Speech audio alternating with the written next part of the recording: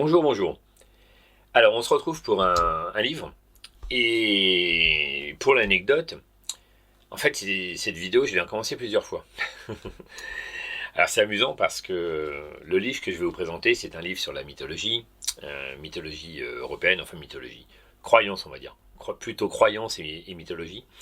Et c'est un livre de Claude Lecouteux. J'ai déjà présenté plusieurs livres de Claude Lecouteux sur cette chaîne. J'aime bien cet auteur, un universitaire qui est vraiment intéressant à lire dans son domaine de recherche. Donc tout ce qui a trait aux croyances anciennes. Et, et le livre dont je vais vous parler aujourd'hui, il parle des maisons hantées et des histoires de poltergeist. Voilà, maisons hantées, histoires de poltergeist. Et alors c'est amusant parce que j'ai refait cette vidéo, c'est la troisième fois là. Parce que la première fois, j'ai eu un problème de mise au point. J'avais fait une bonne mise au point et après ça a sauté, je ne sais pas pour quelle raison.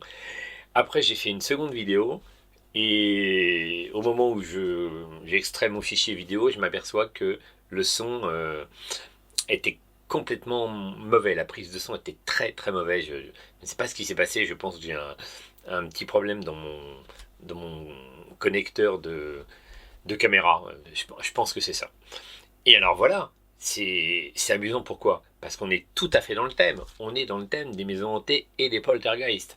Donc j'ai sûrement un poltergeist sur le dos en ce moment, et il veut pas se débarrasser de moi, il veut pas que je parle de... Enfin, je peux pas me débarrasser de lui plutôt, il veut pas que je parle des maisons hantées. Blague à part, évidemment, c'est une entrée en matière un peu drôle parce que comment croire aux choses extraordinaires. Comme par hasard, ça ne m'est jamais arrivé. Là, je parle de maisons hantées et j'ai un problème. Et un problème technique, la vidéo ne peut pas être enregistrée sur la bande. Et ben voilà comment on peut tomber finalement facilement dans la croyance. Évidemment, c'est pour plaisanter, parce que moi, ça ne m'arrivera pas. Même si le sujet m'intéresse beaucoup, parce que c'est vraiment sympa d'aller en profondeur sur l'origine des mythes, l'origine des croyances, des mythologies. J'ai déjà dit ça quand j'ai parlé du livre de Lecouteux sur les nains, également de son livre sur les vampires. J'en ai lu d'autres également de Lecouteux. Et c'est toujours vraiment, vraiment bien d'aller en profondeur et de comprendre par l'étymologie, par les récits anciens, d'où viennent ces croyances et ces légendes. Alors ce livre sur les poltergeists, donc il est édité chez Imago, comme tout le temps, ou presque tout le temps, avec Lecouteux, et il est de 2007, je crois bien. C'est ça, 2007. C'est un livre, comme souvent, avec une riche bibliographie, beaucoup de notes en fin de chapitre, beaucoup de références, et évidemment, ça permet d'approfondir le sujet si on en a envie. J'avais lu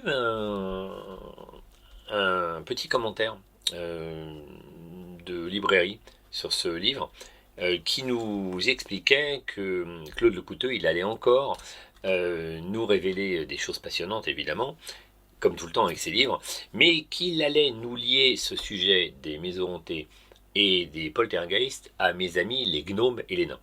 Alors pourquoi je dis mes amis? Parce que j'ai lu beaucoup de livres là-dessus ces derniers temps, et que c'est vrai qu'ils étaient vraiment intéressants. Et, et c'est vraiment sympa de comprendre que toutes ces mythologies sont liées les unes aux autres. Donc le couteau, il va encore une fois essayer de nous démontrer que la croyance en la maison hantée, la croyance en un poltergeist qui habitera une maison, eh bien, elle peut être liée aux anciennes superstitions européennes qui sont liées au génie domestique, c'est comme ça qu'on les appelle. En tout cas, tout ce qui a trait aux nains, aux gnomes, on peut leur donner tous les noms qu'on veut, hein. Les farfadets, les prochaumes, les brownies, les pquois, n'importe quelle créature. Toutes ces créatures sont à peu près les mêmes selon les endroits, selon la géographie des, des endroits où elles apparaissent.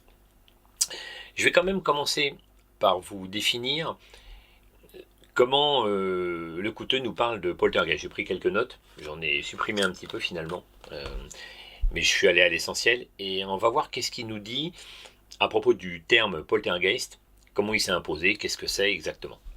Donc une entrée en matière sur l'étymologie, il en fait toujours beaucoup dans ses livres, et là c'est intéressant de comprendre d'où ça vient le poltergeist. On sent tout de suite, poltergeist, que c'est allemand, hein. Alors le sous-chapitre s'appelle la naissance d'un vocable. Le vocable poltergeist apparaît pour la première fois au XVIe siècle.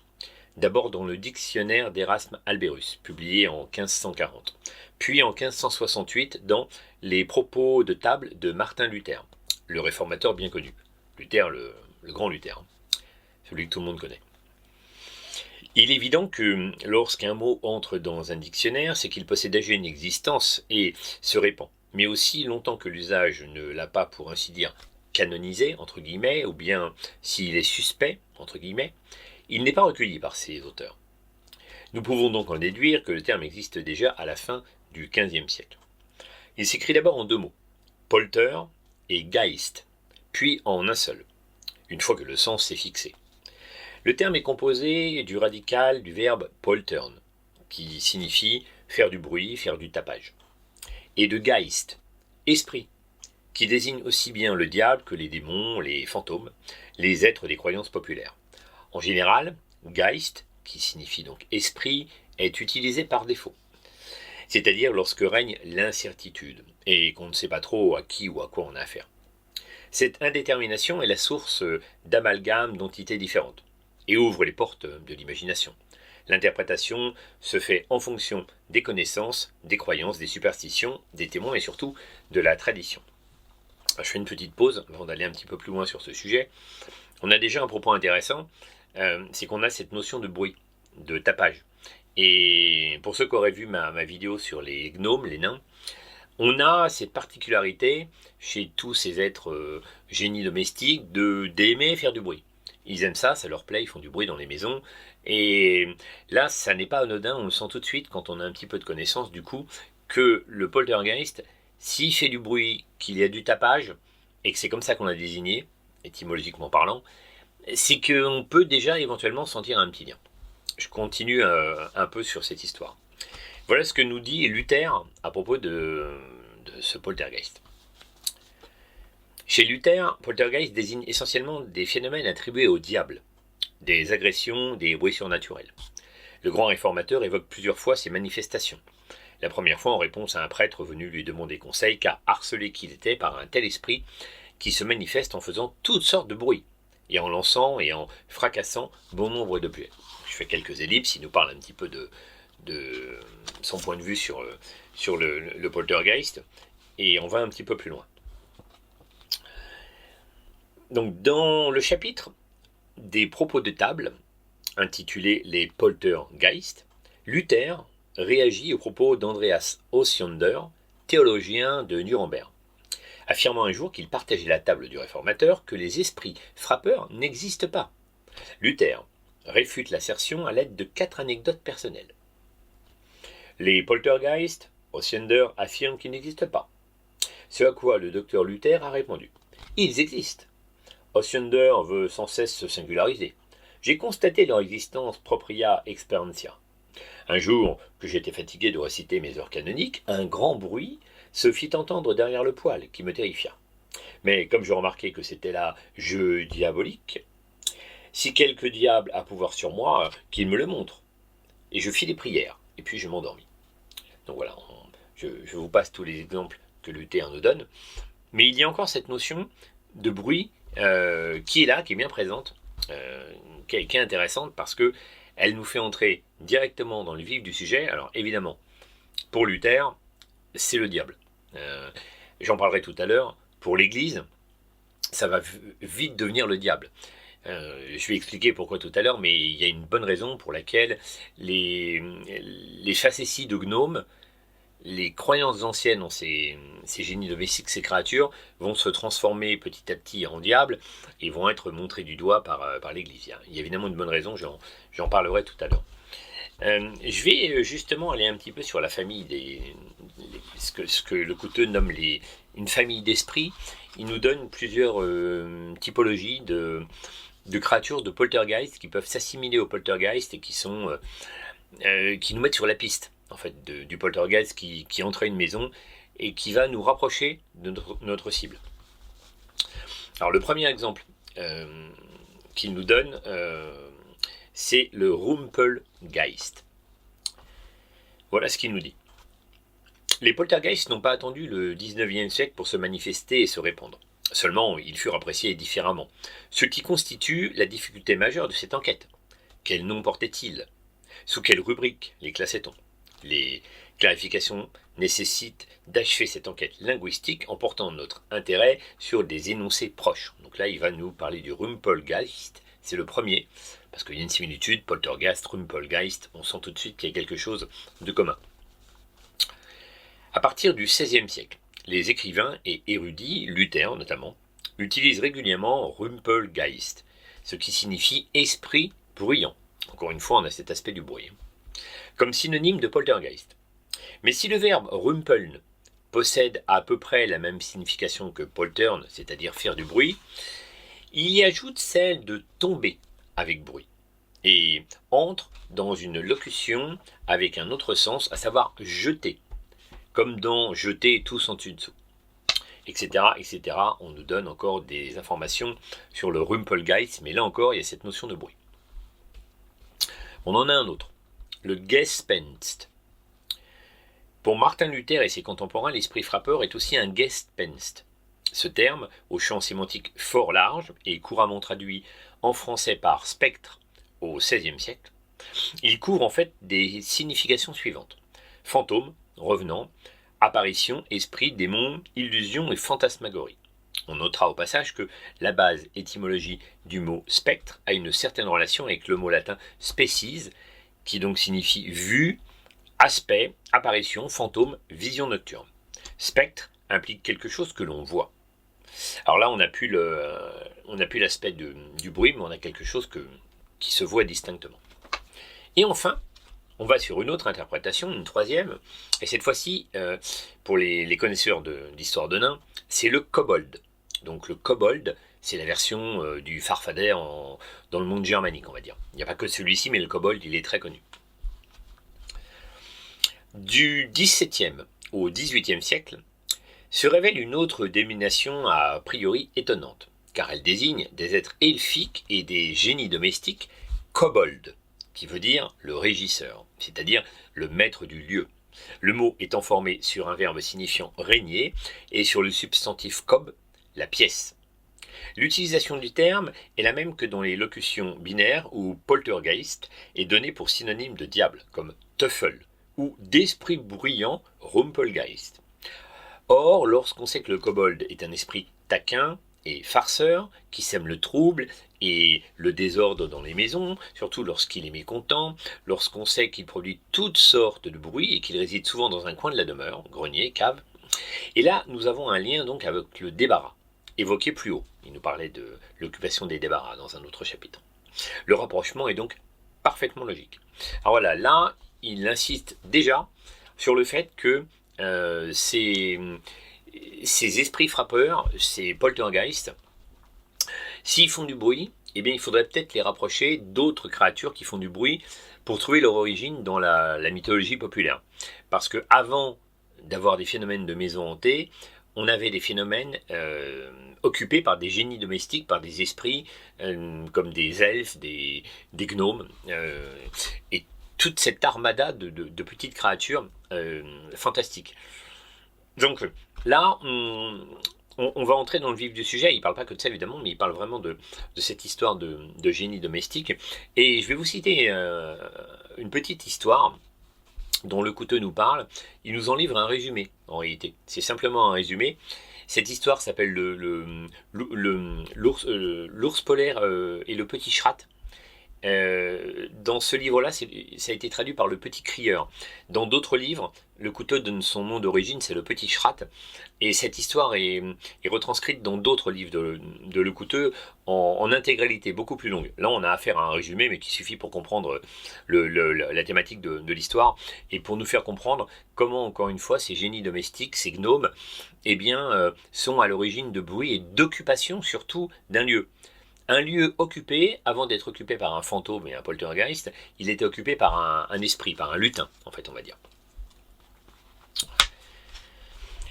Donc voilà, je vais vous citer ce résumé d'histoire. L'ouverture de la littérature aux données populaires, sans doute ajouté à une tradition orale bien vivante sur les esprits frappeurs, voilà ce qui semble avoir favorisé la récupération du thème par la nouvelle ou par le récit court. Vers le milieu du XIIIe siècle, là c'est très vieux cette histoire, apparaissent donc le petit crieur et l'ours polaire. Donc voici le scénario. Encore une fois, il nous fait un résumé de quelques lignes. Un Norvégien, accompagné d'un ours, s'arrête un soir chez un paysan qui le prévient qu'un esprit appelé crieur, c'est le Schrat, donc c'est son vrai nom, hante la ferme et y met tous en dessous, jonglant littéralement avec les meubles et les ustensiles. L'homme s'installe cependant, mange et s'endort, tandis que son ours se couche près du feu. Au milieu de la nuit, le crieur, le Schrat, sort de sa cachette et s'approche du foyer pour s'y chauffer. Il s'aperçoit que l'ours lui a pris sa place.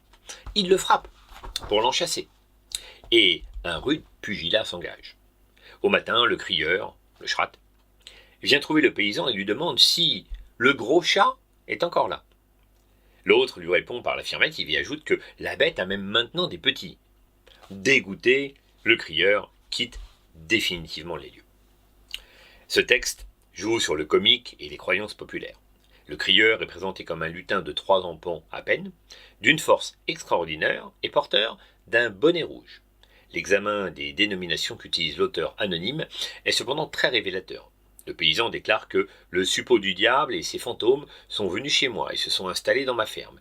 Il m'a été impossible de découvrir de quelle créature il s'agit, etc., etc., etc. Donc voilà, on nous fait l'analyse profonde de ce texte, et ce qui est intéressant, c'est qu'en fait, on comprend que l'occupation de la maison, avec toutes les caractéristiques finalement du futur poltergeist, c'est-à-dire des objets qui sont dérangés un peu partout, beaucoup de bruit, une incapacité à vivre dans cet endroit occupé par une autre créature, eh bien ça préexiste aux maisons hantées et aux poltergeists, puisqu'on retrouve ça dans les contes populaires très anciens. Ce genre de thématique d'occupation des lieux par les gnomes, par des esprits, ça, si ce n'est des centaines d'années, au minimum des centaines d'années, ça a des milliers d'années en réalité, ça préexiste à l'ère chrétienne en fait. Dans les thèmes celtiques, on avait certainement déjà ce genre de croyances. Donc ça c'est intéressant à comprendre pour garder en tête que ces légendes ne viennent pas de rien, même quand elles ont été déformées par l'Église, par exemple.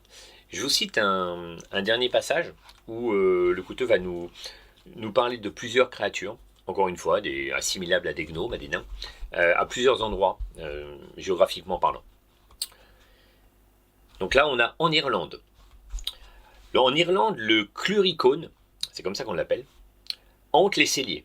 Il rit et fait que les bouteilles se balancent à grand bruit. Le leprechaun manifeste sa présence par des coups de marteau. Et le puka, ou le pqua, casse les biens de la personne qui ne lui obéit pas. Le pqua, c'est en Irlande aussi, c'est pareil. En Normandie, le goublin, alors on ne dit pas le gobelin, mais le goublin du Val-Ferrand, menait 15 jours de tapage si on oubliait de lui déposer sa galette. Jean Fleury note aussi, :. Dans certaines maisons goublinées, on est réveillé au milieu de la nuit par un tapage épouvantable. Les portes s'ouvrent et se ferment avec violence. On entend des coups lourds dégringoler par les montées. Les chaudrons, les cruches de cuivre se choquent violemment. Dans la cuisine, on entend des bruits d'assiettes et de verres cassés. Le lendemain matin, pourtant, on va voir, tout est en place, rien n'a bougé. Fermez les guillemets. Frédéric Pluquet, en 1834, dit à peu près la même chose des Hans, dans l'arrondissement de Bayeux. Cette fois, on est donc en Normandie. Ce sont des esprits qui habitent certaines maisons, en déplacent les meubles, tourmentent les habitants et font toutes les nuits un horrible tapage. Les bruits et le désordre paraissent être l'élément naturel de ces lutins.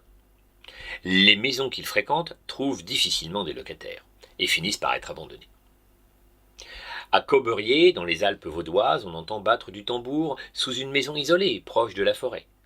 Et ce n'est que vers 1860 qu'un homme très brave réussit à conjurer le malin esprit, et l'obligea à quitter le pays. Outre-Manche, à Hilton Castle, près de Sunderland, un lutin, on nous dit entre parenthèses un brownie, Le brownie, c'est comme ça qu'on appelle les lutins en Écosse, appelé Cold Lad, se faisait entendre toutes les nuits, remuait les meubles, bouleversait les objets, cassait la vaisselle et semait le désordre tout en restant invisible. Mais s'il y avait du désordre, après, il rangeait tout. Encore une caractéristique de nos amis les lutins, ils font du désordre, mais finalement après ils rangent. Ils sont embêtants, ils font ce qu'on appelle de l'espièglerie, mais ce sont des esprits taquins, on va dire. En général, ils ne blessent pas l'occupant d'une maison, c'est assez exceptionnel. Là, c'est amusant parce que finalement, si on extrapole un petit peu, dans les commentaires que je viens de vous livrer, on a vraiment les caractéristiques des maisons hantées modernes.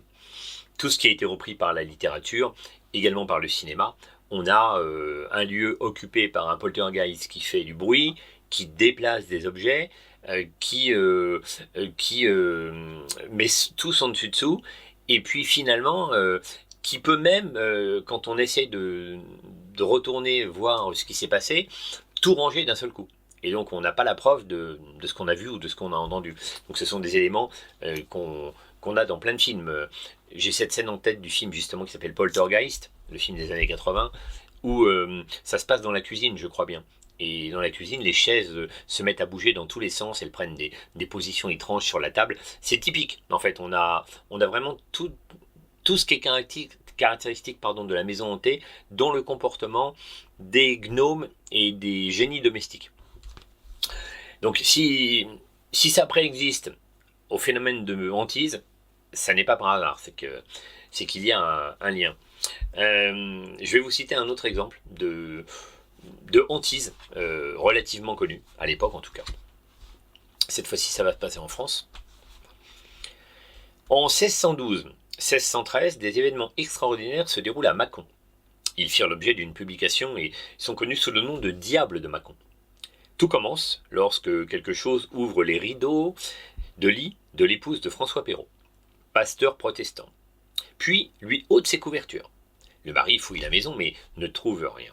Ensuite, grand vacarme dans la cuisine et l'on constate que les ustensiles sont jetés contre les murs. Nouvelle fouille et vaine fouille. Le pasteur se rend chez le notaire royal, avocat général de Mâcon, et fait une déposition. En septembre, en présence de nombreux témoins, attiré par les phénomènes, l'esprit malin siffle, parle, chante des chansons grivoises, imite les cris des jongleurs, des vendeurs de marché et même des chasseurs. Par la suite, de longues conversations ont lieu entre l'esprit et les personnes présentes, dont il se moque. Il récite le Notre Père, le Credo, les prières du matin et du soir, et même les 10 commandements, mais en omettant certains passages. Ce qui en fait un démon. Il fait des révélations sur des faits passés et elles sont exactes. Etc., etc. On retrouve à peu près les mêmes phénomènes. Et là, on nous parle donc de démons. Alors, je vous le disais tout à l'heure, ça n'est pas anodin. Si on nous parle de démons, c'est pour une bonne raison. C'est parce qu'à partir d'une certaine époque, le Couteux va nous en parler plus tard dans le livre, l'Église a fini par ranger dans des catégories ces phénomènes en les classant comme diablerie et actes démoniaques. En fait, il y a une évolution des croyances, évidemment, et une évolution des dogmes en fonction des époques. Quand l'Église est dominante, elle veut absolument que les croyances anciennes soient ou annihilées ou bien rangées dans des cases qui peuvent aller dans ses propres croyances. Et l'Église a toujours fait ça en fait. C'est comme ça qu'elle s'est structurée. Si on prend l'exemple de Noël, c'est bientôt.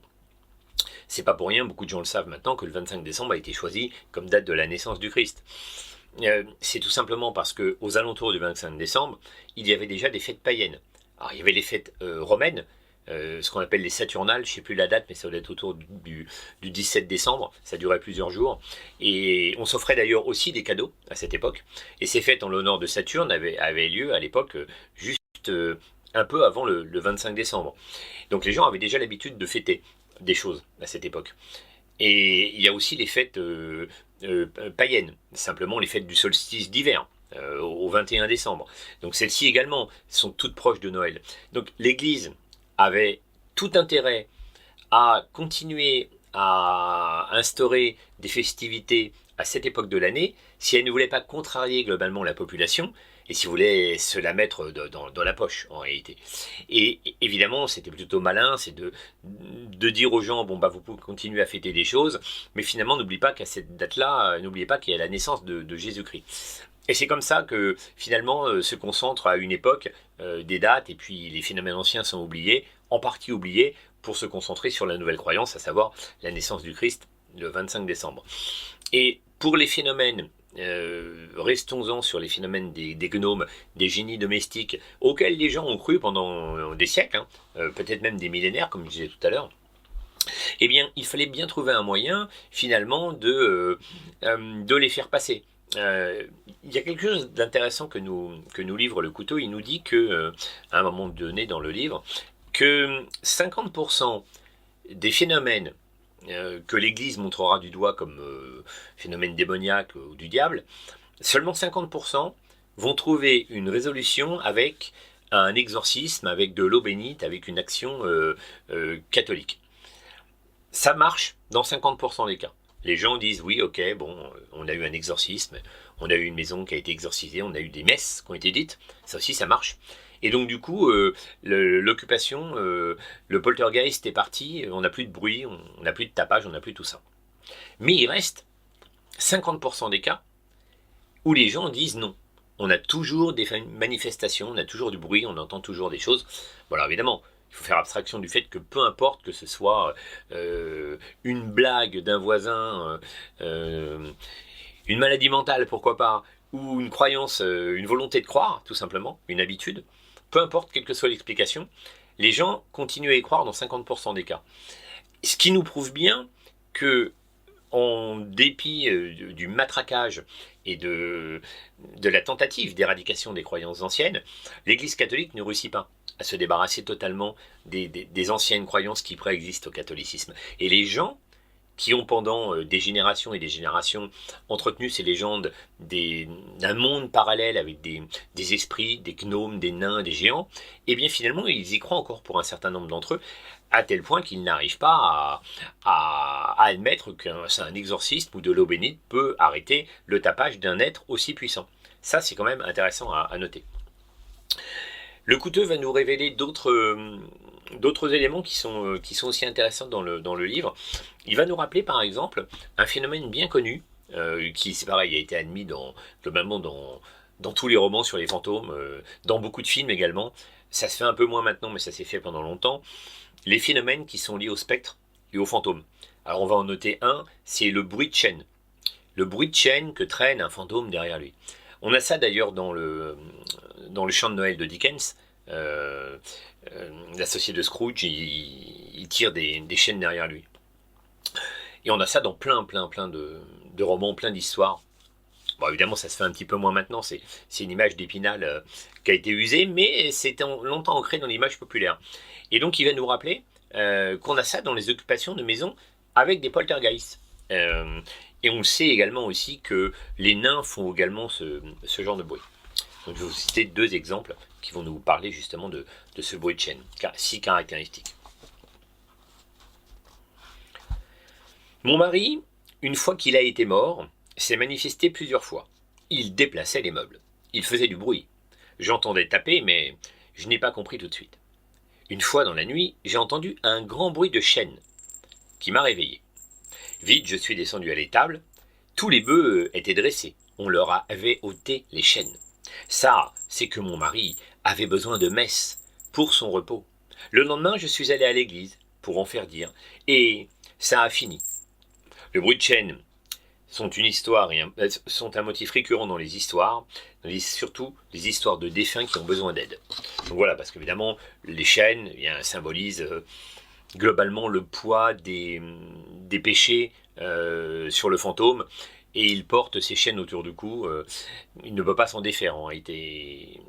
Il est condamné à les porter pour l'éternité. Donc ça lui rappelle son attachement et ses péchés qui l'empêchent de trouver le repos éternel. Donc on a voilà un premier exemple, et là on a une résolution du problème par l'Église.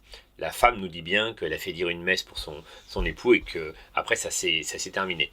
Donc un autre petit exemple de bruit de chaîne. Cette fois-ci, on est en Alsace. À Ampferbach, en Alsace, il y avait une maison hantée par le diable, qui venait y faire les 400 coups. Un nouveau locataire, un esprit fort, vint s'y installer. Au début, tout resta silencieux, mais une nuit, les locataires furent réveillés par des bruits de chaînes. Puis un objet très lourd vint heurter la porte. Les pots en fer de la cuisine se mirent à s'entrechoquer, et ce vacarme infernal dura jusqu'à 1 heure du matin. Le lendemain, on trouva tout à sa place habituelle. Rien n'avait été déplacé. Ces bruits nocturnes ne cessèrent que lorsque l'on construisit un four à pain dans la maison. Voilà ce que nous dit le narrateur. Là aussi, c'est intéressant. On a plusieurs éléments. On a des objets lourds qui sont envoyés à travers de la pièce. On a ce bruit de chaîne. Et on a cette histoire de four à pain qui fait cesser l'occupation des lieux par le poltergeist. Alors là encore, il nous le dit plus loin, le couteau, et quand on a déjà lu des livres sur ce sujet, on finit par assimiler la réalité des choses. Le four à pain est considéré depuis longtemps dans la culture populaire comme un endroit habité par des gnomes. Les gnomes aiment bien être dans un four à pain. Ils peuvent chaparder de la nourriture et ils sont chauffés gratuitement. Et donc du coup, ils occupent ces lieux-là. Et quand il n'y a pas de four à pain dans la maison, le gnome, il n'est pas content. Donc il fait du tapage. Donc on a encore un lien direct avec les gnomes dans ce phénomène de hantise de maison. Il y a d'autres thématiques, évidemment, qui sont abordées dans le livre. Je ne vais pas tout vous révéler.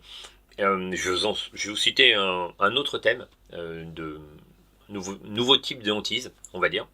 Parce que on va nous parler évidemment du diable à plusieurs reprises, puisque je vous le disais tout à l'heure, l'Église va essayer absolument de faire le forcing pour faire comprendre aux gens que les gnomes, les nains, tout ça, ce sont des diableries, et qu'il faut commencer à arrêter d'embêter l'Église avec ça, sous peine de poursuite.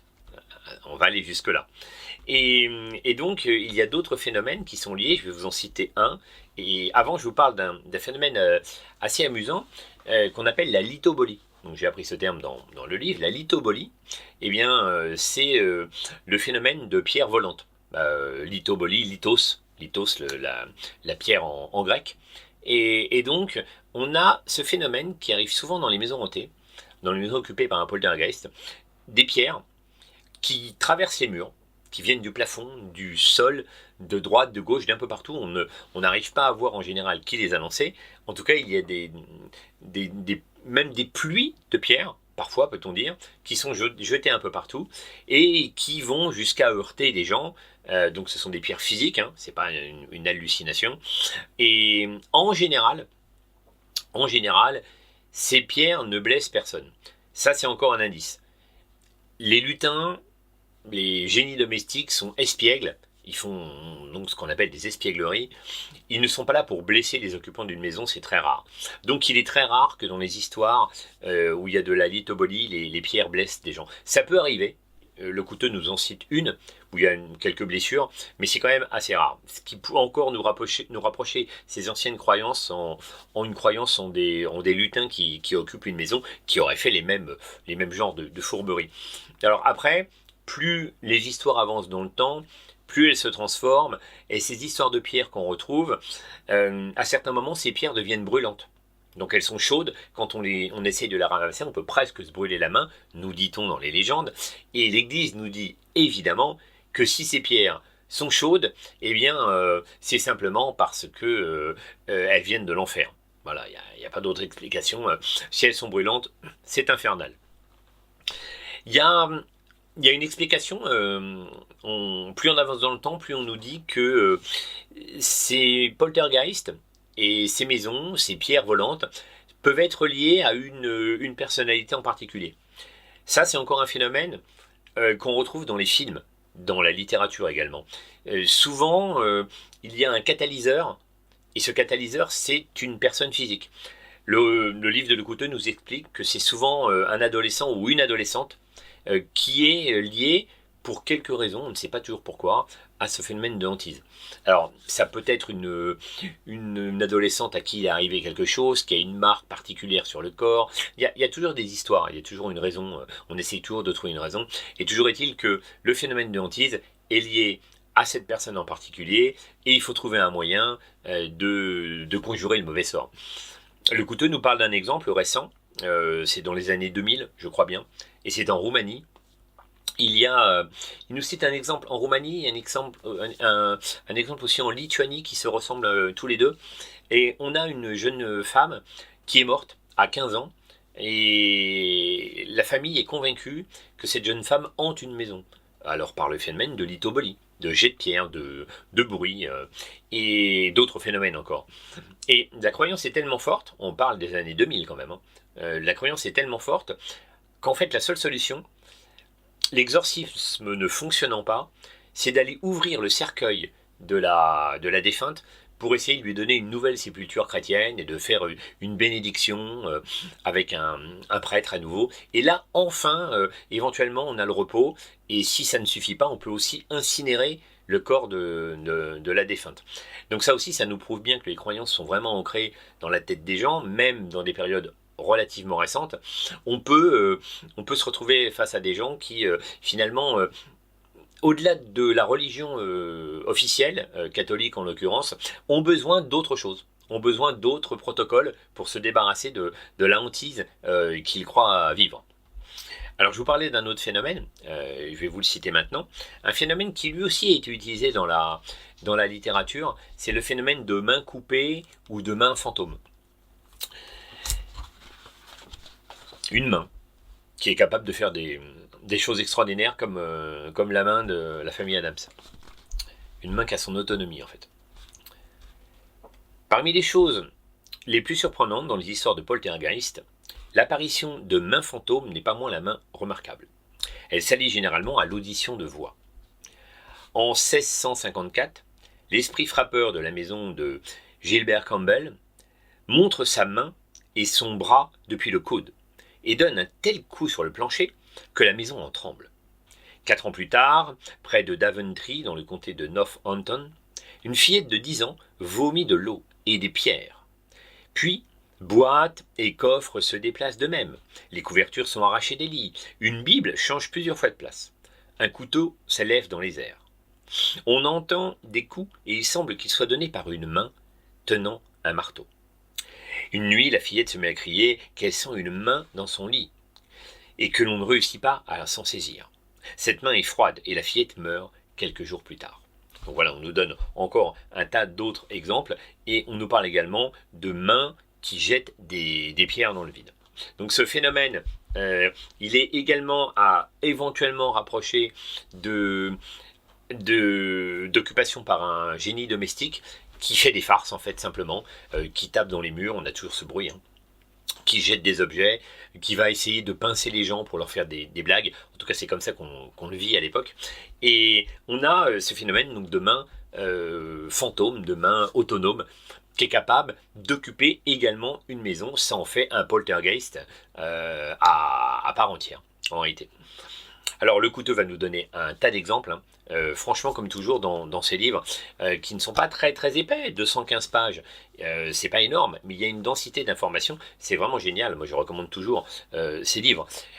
Ces histoires de croyances fantastiques, de mythologie, de croyances populaires, c'est vraiment intéressant. Je le dis souvent pour l'anecdote, moi je suis totalement athée, je ne crois pas aux phénomènes paranormaux, mais c'est passionnant de se mettre dans la tête d'un enquêteur et de se dire comment est-ce que ces choses sont arrivées dans l'esprit des gens, pourquoi on y a cru, pourquoi on y croit encore. Et d'ailleurs c'est amusant parce que en réalité on cherche toujours un nouveau paranormal. On a des époques pré-chrétiennes avec des croyances païennes, avec tout un tas de mythologies qui se croisent, et puis finalement ces mythologies disparaissent, une religion monothéiste comme le christianisme s'installe, on a d'autres croyances, le christianisme décline, et on a finalement d'autres croyances qui s'installent. Moi ça m'amuse toujours de voir aujourd'hui par exemple des gens qui, et je crois qu'ils sont nombreux, croient au pouvoir des pierres. Donc ils pensent que en achetant une améthyste et en se la plaçant sur la gorge, eh bien ils n'auront plus mal à la gorge. Je dis n'importe quoi, je ne connais pas les pouvoirs de l'améthyste. Les pouvoirs prétendus. Mais en tout cas, voilà. Il y a un tas de pierres comme ça, il y a des gens qui sont prêts à acheter des pierres, et ils pensent qu'effectivement, ça va les soigner par un magnétisme quelconque. Eh bien, souvent, ces gens sont les mêmes qui ne croient plus du tout en une religion officielle.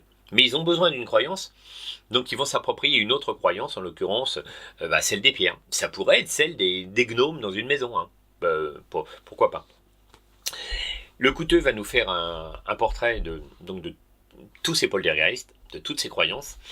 Il va nous expliquer globalement pourquoi ces gens de toutes ces époques reculées croyaient à ces créatures, comment est-ce que ces mythes se sont transformés.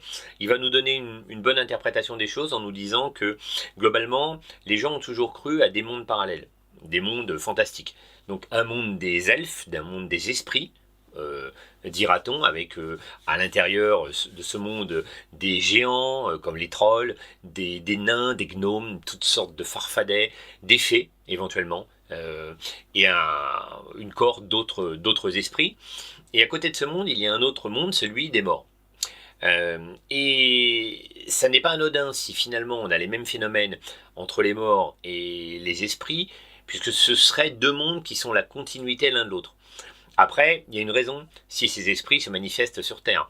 Il y a des nuits de l'année où, comme la fameuse nuit d'Halloween, où traditionnellement on nous dit dans les fêtes anciennes que c'est une nuit où le monde des esprits peut trouver une porte sur le monde d'aujourd'hui, le monde réel, et c'est pour ça que ces esprits occupent en fait en réalité notre monde à nous. Idem pour les fantômes. Il y a des nuits particulières, il y a des endroits particuliers. Et tous ces gens qui ont cru à ces phénomènes, en fait, avaient une bonne raison de glisser d'une croyance à une autre. Aidés, comme je le disais tout à l'heure, par la chrétienté, évidemment.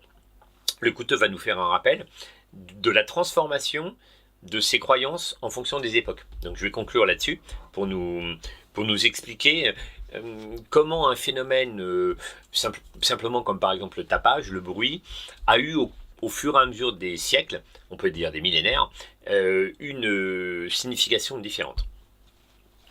Donc il fait 4 interprétations, 4 lectures dans un tableau que je vais vous résumer un peu maintenant. Donc il nous parle d'abord du Moyen-Âge, ce qu'il appelle païen. Mais ça peut remonter à bien plus loin que le Moyen-Âge en réalité, hein. On pourrait avoir le même genre de définition pour le monde païen. Le monde païen bien avant le Moyen-Âge. Donc sur cette lecture païenne du monde, du poltergeist, on a comme explication possible les esprits, les génies et les morts. Alors les génies, il faut entendre les génies domestiques, c'est-à-dire nos amis les lutins. Ensuite, on a la lecture chrétienne du Moyen-Âge.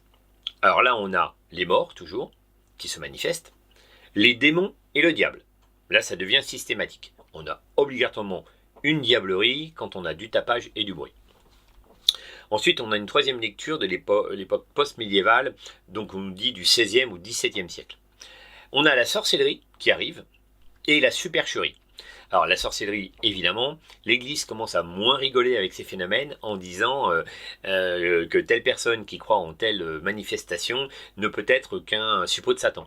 Donc évidemment, ça va se systématiser. Et on commence à avoir la supercherie. C'est-à-dire que non, on commence à expliquer aux gens que c'est peut-être un voisin qui fait une blague. En tout cas, il n'y a pas de phénomène paranormal. Un phénomène paranormal qui ne peut pas trouver son explication dans l'Église n'existe pas. Ensuite, on a la quatrième lecture, une époque moderne, dira-t-on. Donc là, on va nous parler de psychométrie, de psychokinésie, toujours de mort et de sujet PK. Le sujet PK, c'est ce que je disais tout à l'heure, c'est un sujet qui est capable par un magnétisme qu'on lui suppose, une particularité surnaturelle, est capable d'attirer les esprits à lui, de les faire parler, d'où ces phénomènes, le Couteux nous en parle, je trouve plus le mot, ce phénomène, pas de hontisme, mais je suis tellement peu expert en la matière, les phénomènes de croyance de la fin du 19e siècle, comme le spiritisme, voilà, je trouvais plus le mot, comme le spiritisme, la capacité aussi d'hypnotiser les gens, comme Mesmer à la fin du 19e siècle, tout ça est en lien Tout ça est entre les mains d'un personnage, un sujet qui a un pouvoir que les autres n'ont pas et qu'il peut manifester. Et donc on a ce spiritisme qui, évidemment, à la fin du 19e, bat son plein. Il y a des personnalités importantes, hein, même comme l'auteur de Sherlock Holmes, Conan Doyle, qui croyait véritablement qu'il pouvait entrer en communication avec des morts. Je crois qu'il avait perdu son fils, me semble-t-il, assez jeune, et il voulait absolument parler à son fils. Et ce phénomène donc de psychokinésie, télékinésie, va être lié à un personnage en particulier, un catalyseur capable de prouesses paranormales. Donc voilà comment évolue cette croyance, avec toujours les mêmes symptômes, hein, pourrait-on dire, du bruit, un grand tapage, des objets qui se déplacent, visiblement tout seuls, d'après ce que nous disent les témoignages, mais si en réalité donc même dans les témoignages anciens, on nous dit souvent que la plupart du temps, on ne voit pas les phénomènes. Alors il y a un récit assez long, je ne pouvais pas vous le lire, il fait plusieurs pages, 6, 7 pages, 10 pages, je ne sais plus, d'un phénomène assez récent, je crois que c'était au 19e siècle. Ça se passe en montagne en France, dans un chalet, des gens qui sont pris dans la neige. Il y a énormément de témoins. Je me demande s'il n'y a pas le maire du village, en tout cas il y a le curé, il y a des notables, et ils sont tous témoins de phénomènes, ce que je disais tout à l'heure, de lithobolie, d'occupation d'un chalet par des esprits. On ne sait pas si c'est des gnomes, en tout cas eux ils pensent que c'est un poltergeist. Et alors c'est toujours curieux de se dire que autant de personnes ont co-signé un, un manifeste, un témoignage en disant si on a tous vu ça. Alors est-ce qu'on parle d'hallucination collective, de supercherie pour cacher quelque chose? Il y a toujours une explication logique, mais c'est amusant. Ce témoignage, il est intéressant à lire. Tous les témoignages sont intéressants à lire, et comme je le dis souvent avec le Couteux, ce qui est bien dans ces livres, c'est qu'il y a une richesse de témoignages anciens qui nous plonge dans une période plus ou moins reculée, et qui nous fait comprendre ce que les gens pouvaient penser à cette époque. En tout cas, voilà, pour les gens qui seraient intéressés par les poltergeists, les hantises, pour avoir un sujet sérieux, un livre sérieux, écrit par quelqu'un de sérieux et raisonnable, c'est vraiment le livre absolument qu'il faut lire. Au lieu de se perdre parfois dans des ouvrages douteux, de gens douteux, là on a vraiment quelqu'un de sérieux, et on se plonge dans le phénomène à 100%.